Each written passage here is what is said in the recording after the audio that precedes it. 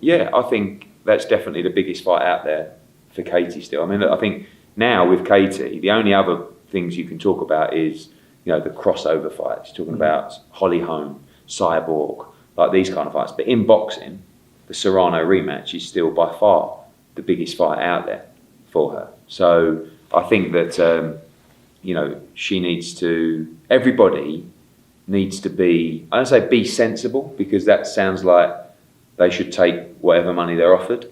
But at the end of the day, we know what margins were made from the first fight. And in order to improve the offer for both girls, the revenue must improve on the fight, which it should, it might, but we have to have those conversations. Read the gate, read the zone, and if the revenue can increase, so too can the purses around the fight. Amanda lost. Normally if you lost, you take less money for the rematch, but her value went up incredibly in the fight. So maybe she gets more money. Katie Taylor will definitely get more money. She won the fight. So, but where does the money come from? If we can find it, if it's there, we'll give it to them. I think it should be next. I mean, we're talking about Croke Park, for example, in Ireland, but you know, we're talking about Brian or people saying could be in October. I mean, outdoors in October is a non-starter. So really, if you're going outdoors in Croke Park, you need to be by middle September, really. And it's not a long period of time. I mean, luckily Katie had her scans. I thought she might have broken her jaw, but she didn't. She got the all clear. But still, if you're going to fight mid-September, you've got a month off. Not a huge period of time. We've had some approaches from the Middle East to do that fight as well, which would be quite iconic and financially very lucrative for them. And MSG also said, whatever you do, don't do the rematch anywhere else but here. So they're in a great position. And so too are other. We're already negotiating or fielding offers backwards and forwards with Top Rank for Baumgardner against Maya. You know, and the offers that are being thrown around, I mean, they're not Taylor Serrano numbers, but still, like, money they could never have dreamed of making 6 months ago. Because now, and this is what happens off the back of the success of that fight, other promoters, other networks go, oh, what we got? All right, we've got Baumgardner against Maya on ESPN, or we've got Shields against Marshall on Sky. You know, so women's boxing is a fantastic place. Well, they've already said over 1.5 million watch the fight. Sorry? It doesn't really explain all that much.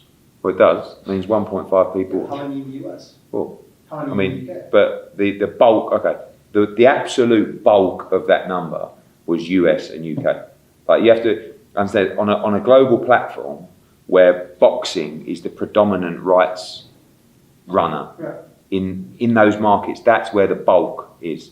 So it's not like Italy, Spain, those markets. They're minor in comparison to the US and the UK. You can ask them whether they want to divulge, but what I can tell you is the absolute bulk of those numbers were US and UK and Ireland.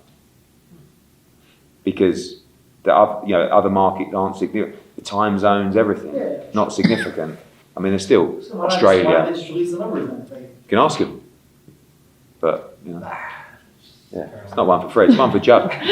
Yeah, but I mean, I wish they would, Mike, because I look at the Showtime numbers week in, week out, and go, well, we're much bigger.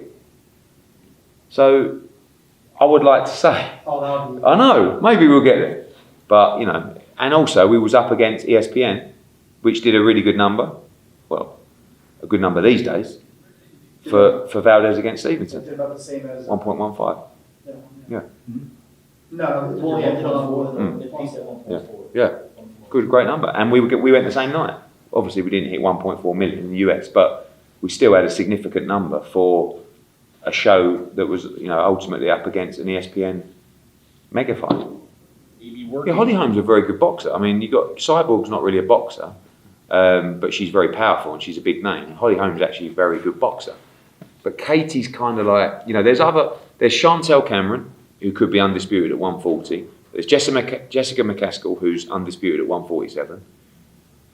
But they're obviously nowhere near as big as a Serrano rematch or those other two names. But I want to build Chantel Cameron to a position that could be a mega fight with Katie Taylor, and the same with McCaskill. But I think, you know, I do think we should all try and make the rematch somehow.